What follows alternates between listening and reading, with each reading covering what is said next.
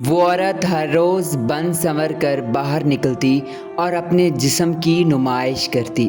اسی گلی سے ایک خوبصورت بادب نوجوان گزرا کرتا جو اپنی نگاہیں نیچی رکھ کے وہاں سے گزر جاتا۔ وہ آنکھ اٹھا کر بھی اس عورت کی طرف نہیں دیکھتا جس سے اسے تجسس ہوتا۔ میں اتنی خوبصورت ہوں، جو بھی دیکھتا ہے میرا دیوانہ ہو جاتا ہے، لیکن یہ میری طرف نگاہیں نہیں اٹھاتا۔ اس عورت نے روز کی طرح گلی میں کھڑا ہونا شروع کر دیا تھا۔ جب ہی مدرسے سے واپس وہ نوجوان گھر کی طرف جاتا تو اسی گلی سے گزرتا، لیکن نگاہیں نیچی رکھ کر۔ وہ عورت ہر بار اس کے سامنے آتی تاکہ وہ اس کی طرف نگاہیں اٹھائے اور اس کی طرف مائل ہو۔ در حقیقت وہ ایسے گزر جاتا جیسے کوئی کھڑا بھی نہ ہو۔ اب اس کے غرور پر بات آ چکی تھی۔ اس کی انا یہ تھی کہ وہ اتنی خوبصورت ہے اور اس کی اتنی مجال کہ وہ اسے دیکھتا نہیں۔ اس عورت کے دل میں اب یہ روگ بیٹھ گیا تھا۔ وہ گھر میں یہی سوچنے لگی، آخر میں کیا کروں کہ اس کا غرور خاک میں ملاؤں۔ شیطان نے اس کے دل میں ایک گندا خیال ڈال دیا۔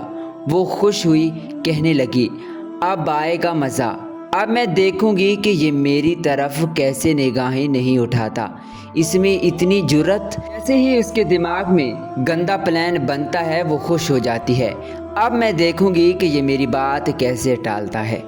اگلے دن جیسے ہی وہ نوجوان مدرسے سے واپس گھر آ رہا تھا، پہلے کی طرح نگاہیں نیچی رکھ کر وہ عورت بھاگتی ہوئی اپنے گھر سے باہر نکلتی ہے اور اس نوجوان کے آگے آ جاتی ہے۔ خدا کے لیے میرے گھر میں سانپ گھس آیا ہے، مجھے بچا لیجئے، مجھے بچا لیجئے۔ نوجوان اس کی مدد کے لیے اس کے گھر آ جاتا ہے، لیکن گھر میں تو کوئی سانپ نہیں تھا۔ وہ کہتا ہے، ارے بیوی، گھر میں تو کوئی سانپ نہیں، تو آپ نے مجھے کیوں بلایا؟ مسکراتے ہوئے وہ کمرے میں آتی ہے، اس کے چہرے پر شیطانی مسکراہٹ آ گئی۔ نوجوان بار بار نظریں جھکا کر وہی سوال کر رہا تھا، تو وہ عورت اس کے پاس آئی، چہرے پر ایک شیطانی مسکراہٹ لیے کہنے لگی، بیٹھ جاؤ، اتنی بھی جلدی کیا ہے؟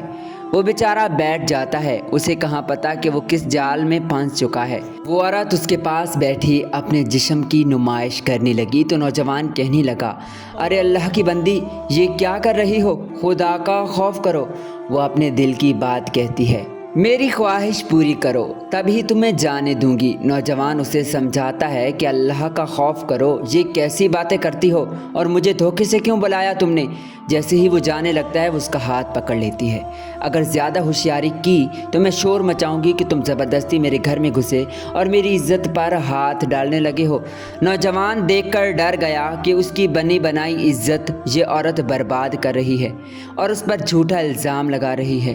وہ اس کی بات تو مان لیتا ہے، لیکن اللہ سے دل میں دعا بھی کر رہا تھا، اے اللہ، میں نے آج تک گناہ کی طرف قدم نہیں بڑھایا، یہ آزمائش میرے اوپر آئی ہے، تو نے حضرت یوسف علیہ السلام کی مدد کی تھی، میری مدد بھی کر دے۔